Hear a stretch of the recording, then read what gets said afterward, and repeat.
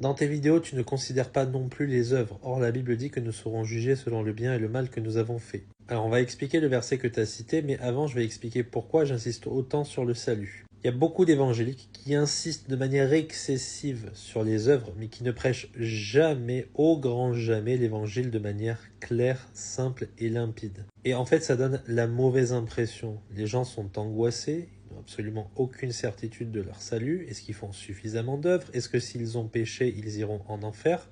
Tu vois, c'est catastrophique. C'est pour ça qu'il faut plutôt mettre le bon ordre. On parle d'abord du salut, de la sécurité éternelle du croyant, des promesses de Christ concernant tous ceux qui ont placé leur foi en lui, et après cela, naturellement, un chrétien, il va se mettre à faire de bonnes œuvres. Nous avons été créés en Jésus-Christ pour de bonnes œuvres, d'accord? On est d'abord créé en Christ par la foi en lui, et ensuite, nous faisons de bonnes œuvres petit à petit. Maintenant le verset que tu cites, car il nous faut comparaître devant le tribunal de Christ afin que chacun reçoive selon le bien ou le mal qu'il aura fait étant dans son corps. Alors en effet, tant que nous vivons dans ce corps, eh bien, nous devons nous efforcer de faire le bien, de garder ses commandements, de faire sa volonté, etc. Puisque Dieu, il va nous juger sur la base de ces choses. Est-ce que c'est pour nous juger comme les impies qui finiront en enfer pour l'éternité? Parce qu'ils n'ont pas la paix avec Dieu, ils n'ont pas été justifiés par le sang de Christ? Jamais de la vie. Quand Dieu nous juge selon le bien et le mal que nous avons fait,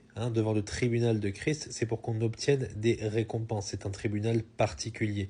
Nos œuvres seront consumées par le feu et ce qui en restera constituera notre récompense ou nos récompenses. C'est ce que tu peux lire en 1 Corinthiens 3. Donc pour faire simple, si tu parles beaucoup des œuvres mais que tu n'as pas le vrai évangile, tout ce sur quoi tu bâtis est en fait du vent, du sable. Ça ne sert strictement à rien. C'est pour ça qu'il faut prêcher d'abord le vrai évangile et ensuite on parle de faire de bonnes œuvres. J'espère que c'est clair.